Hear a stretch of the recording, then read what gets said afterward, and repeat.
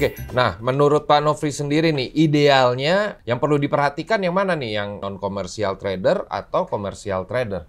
Tadi kan seperti disampaikan ada 3 ya tipe pedagang. Dan kalau kita menganalisasi OT, yang kita lihat itu posisi non-komersial trader justru.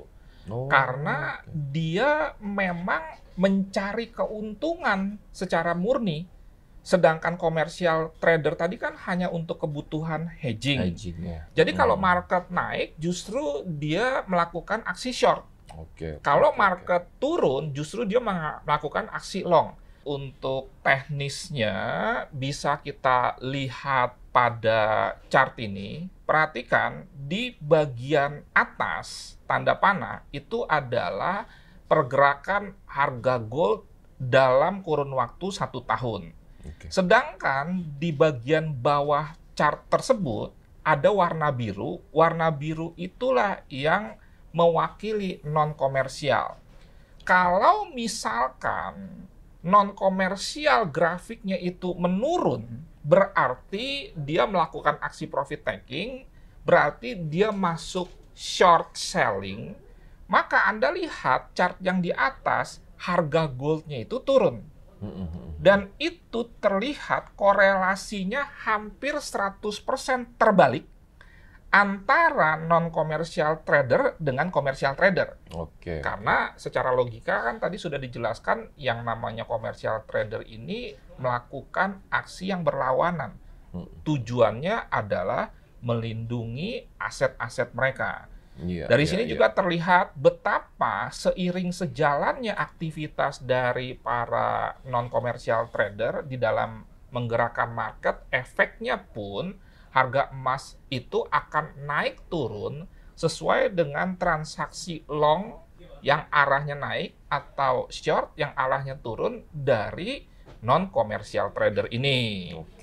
Dan di slide yang lebih lanjut, ini datanya malah lebih panjang lagi tuh Pak Ade, dari tahun 2007. Ini ada di TradingView. Kalau yang hijau itu adalah aktivitas dari non-komersial trader. Kalau grafik yang hijau itu naik, maka harga emas juga naik. Grafik yang hijau itu naik, artinya mereka melakukan aksi long, mengumpulkan barang atau melakukan akumulasi. Dan kalau misalkan grafik yang hijau mewakili data non-komersial trader itu turun, mereka bisa melakukan aksi profit taking, harga emasnya pun turun. Memang kayaknya sih lebih enaknya untuk penjelasan yang barusan tadi itu kalau kita bikin sebuah kelas ya Pak ya, sebuah kelas, bikin sebuah seminar ya. Ya nantilah, pokoknya nanti kita info-info deh buat teman-teman sahabat trader semua di ada seminar tatap muka Pak ya rencananya tuh Pak? Iya, kita pengen bikin nih roadshow nih. Masa Pak Nofri kalau roadshow sendirian terus nih, Monex ditinggalin terus. Kita pengen bareng-bareng nih. Jadinya nantinya teman-teman sobat sukses semua, sahabat trader juga bisa ikutan di acara roadshow ya, mungkin 3 kota gitu ya. 3 kota Pak ya. Nanti kita informasikan informasi yang lebih lengkapnya, tapi memang kita punya planning seperti itu karena memang penjelasan Pak Nofri tadi itu akan lebih dapat diserap gitu ya, dapat diserap oleh sobat trader semua jika kita melakukan edukasinya secara bertemu ya Pak ya. Betul Pak. Dan kan nanti di sana sobat trader juga bisa memberikan pertanyaan-pertanyaan secara langsung kepada Pak Nofri ya.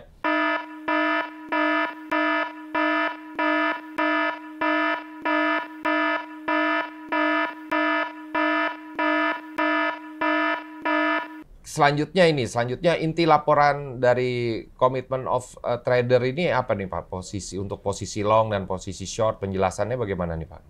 Oke Pak Ade, kita langsung saja kalau ingin mengetahui inti laporan dari COT itu. Tadi kan saya sudah bilang sumber datanya dari CFTC. Tetapi yang lebih informatif itu dari website tradingster.com. Seperti pada layar nih, kita masuk ke website tradingster.com. Kemudian di bagian bawah dari website ini kan ada pilihan mengenai data-data currency atau komoditinya. Dan seperti tadi sudah saya sampaikan juga, yang kita pilih ada laporan yang legacy. Kalau misalkan kita ingin melihat gold, maka kita ketik atau kita klik yang ini. Kemudian akan keluar laporan seperti yang tampil di layar ini. Nah, ini inti dari data COT, kan ada non-komersial, ada komersial, ada juga non-reportable. Kita fokus saja ke yang non-komersial. Seperti tadi yang sudah saya sampaikan juga, bahwa data ini sampai dengan hari Selasa dan dipublish di hari Jumat. Dan kalau kita perhatikan, ini ada long, berarti arahnya naik, kemudian ada short, dan inilah jumlah kontraknya, 266.164 untuk long, kemudian juga 70.948 untuk short. Sehingga terjadi perubahan, ini kenaikan posisi longnya sebesar 21.000, sementara terjadi juga kenaikan untuk posisi shortnya hanya 7.000. Berarti di sini bisa ditarik kesimpulan lebih besar longnya daripada shortnya. Kemudian kalau kita lihat di sini ada komposisi antara long dengan short. Tadi sudah jelas ya, long itu berarti arahnya naik, sedangkan short itu arahnya turun. Kita perhatikan di non komersial, ini kan hijau berarti longnya lebih dominan. Kita kira-kira aja Pak Ade ya, kalau kita lihat seperti ini kan sepertinya long itu sampai 75%, dan di sini sebetulnya datanya keluar tuh Pak. Longnya 78,95%, bahkan hampir 79%. Kemudian shortnya itu hanya 21%. Sehingga bisa ditarik kesimpulan secara sederhana, institusi besar ini lagi pegang gold dalam jumlah besar, 75%. Kalau kita tradingnya umpamanya swing, ya jelas-jelas jangan sell dong gold, karena data menunjukkan institusi besar lebih banyak memegang posisi long. Masa kita tiba-tiba dengan gagah berani, bahkan lotnya besar, tidak menginput stop loss, di averaging juga, dengan alasan sudah di atas tuh harganya, jadi kita nge-sell. Mohon maaf Pak Ade, sotoy. Padahal tidak ada harga yang tidak mungkin, dan ini datanya jelas. Institusi besar banyak pegang posisi long.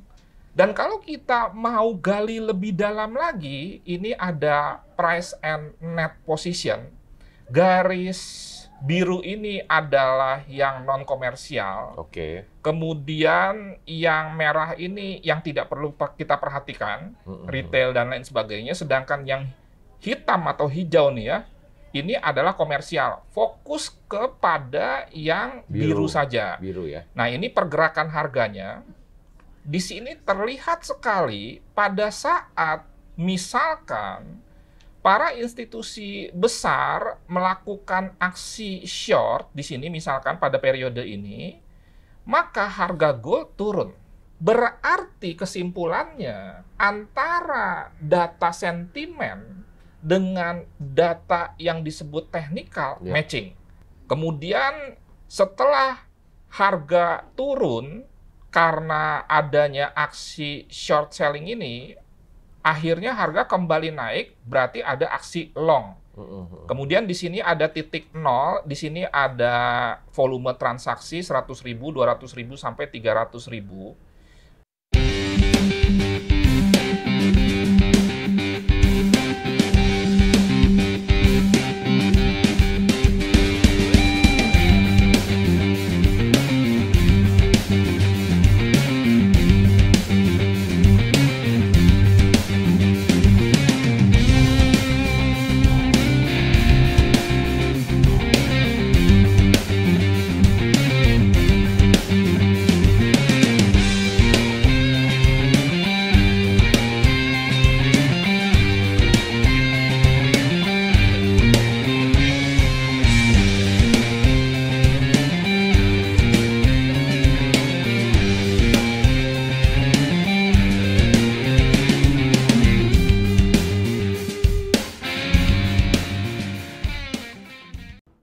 Yang perlu kita perhatikan adalah ini ada garis 0.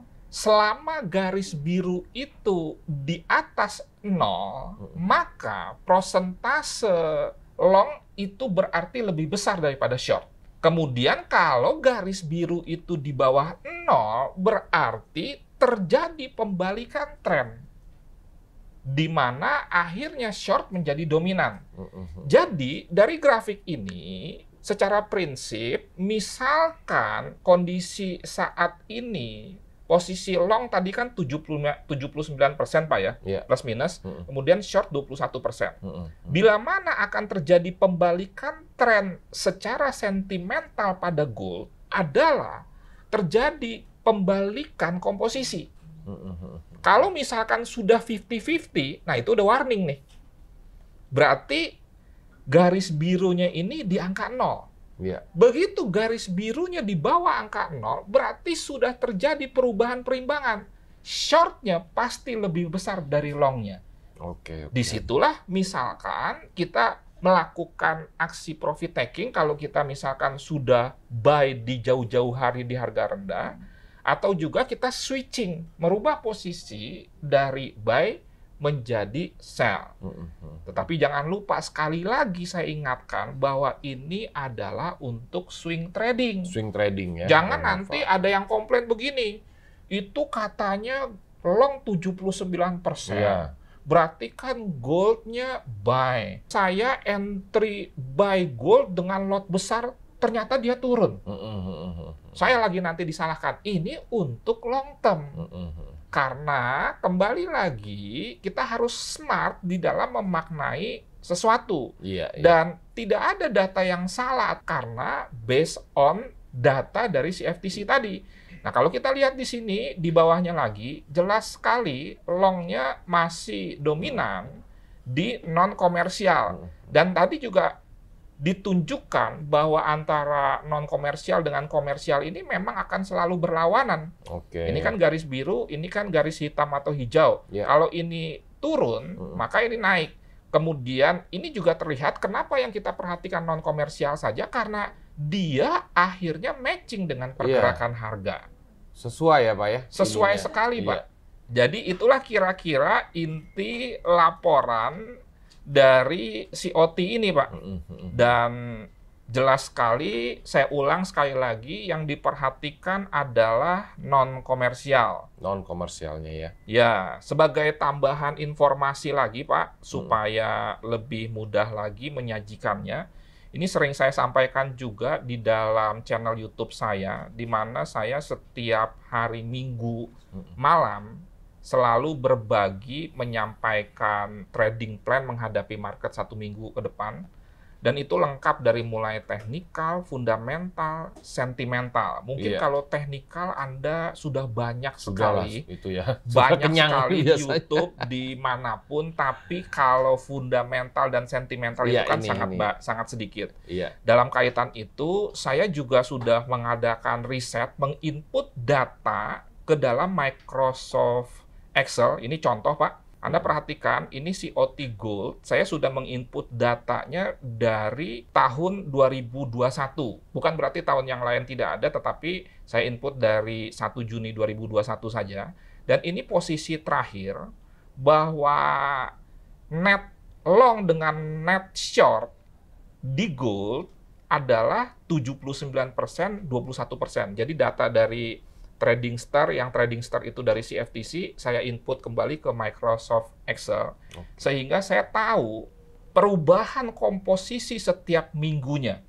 Kalau diperhatikan, minggu sebelumnya, 2 minggu lalu dengan minggu lalu, itu tidak terlalu ada pergerakan perubahan yang signifikan. Longnya 79, kemudian 79% juga. Tetapi di 3 minggu sebelumnya terjadi perubahan yang cukup signifikan nih Pak. Dari 75 ke 79 berarti terjadi kenaikan 4%. Kita tidak penting jumlah lotnya, yang kita penting adalah prosentasenya. Kalau sampai terjadi kenaikan 4%, berarti biasanya itu signifikan menggerakkan market. Kalau diperhatikan di sini misalkan ya, di weekly pada chart ini kira-kira di sini nih Pak. Nah, jadi sekali lagi cocok sekali antara sentimental dengan teknikal. Kalau terjadi penambahan posisi long yang signifikan, misalkan 4%, itu sudah pasti candlestick-nya sendiri akan tebal, Akan naik ya, akan tinggi. akan tinggi. Jadi tidak ada perbedaan efek dalam tanda kutip antara sentimental dengan teknikal ini. Dan kalau kita kembali kepada data tadi, dari yang saya miliki, secara prinsip belum ada terjadi perubahan di mana posisi short lebih besar daripada posisi long. Konsisten. Longnya kalau tadi ada grafiknya di atas 0. Nah, hanya saja kembali lagi seperti analisa teknikal dalam sebuah tren kenaikan bukan berarti dia akan naik terus, akan terjadi koreksi-koreksi atau aksi profit taking. Seperti ini juga, kalau Anda perhatikan 31 Januari itu 73%, 7 Februari turun menjadi 70%, kemudian 14 Februari turun menjadi 67%, 7 Maret turun menjadi 65%. Ini menunjukkan pasti di chart ada sebuah koreksi dari tren besar gold.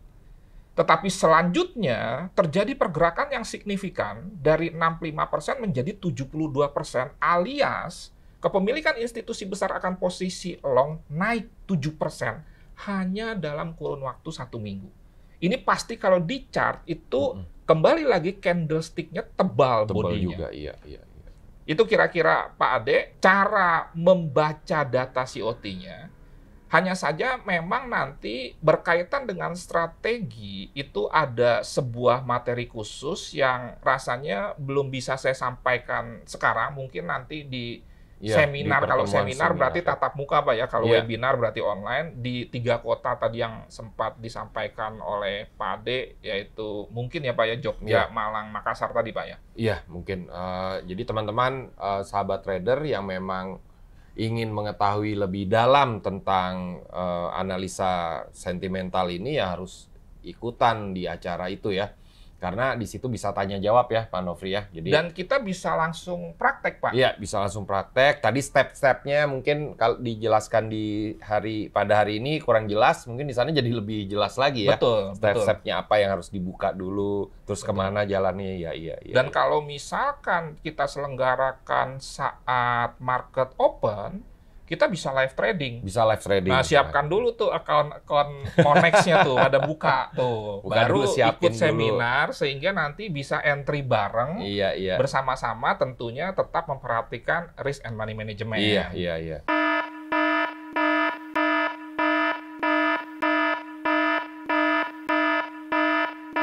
Sebagai penutup nih Pak Nofri nih, sepenting apa nih COT nih menurut Pak Nofri nih, COT ini? Bahwa ada suatu analisa lain di luar teknikal fundamental dan bahkan ini datanya lebih real.